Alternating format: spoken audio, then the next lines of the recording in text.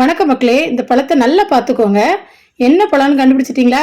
ஒருவேளை செடியில் பறிக்கிறது பார்த்தா கண்டுபிடிச்சிருவீங்க. இன்னைக்கு பக்கத்து தெருவில் ரோடு போட்டுட்டு இருக்காங்கன்னு வேடிக்கை பார்க்க போன இடத்துல நம்ம கண்ணு வேலியில பழுத்திருக்க இந்த பழத்துக்கு மேலே போயிடுச்சு. அப்புறம் என்ன, உள்ள வெளியேன்னு கையை விட்டு எட்டுற தூரத்துக்கு எல்லாத்தையும் பறிச்சாச்சு. வழக்கத்தை விட இன்னைக்கு எனக்கு நான் நினைச்சதை விட ரொம்பவே கிடைச்சிது. இந்த பழம் ரொம்ப டேஸ்டா இருக்கும். இதோட டேஸ்ட்டுக்காக நம்ம என்ன வேணாலும் பண்ணலாம்.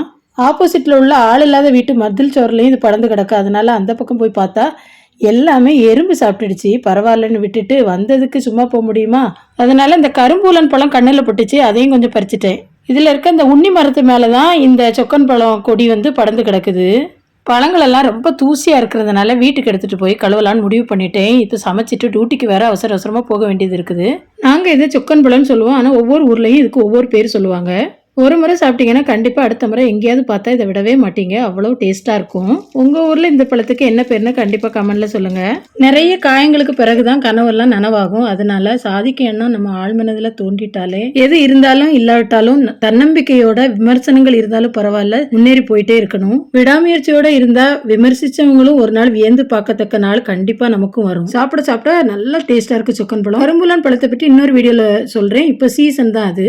ஓகே மக்களே, எப்பவுமே நல்லது நினைப்போம், நல்லது நடக்கும்.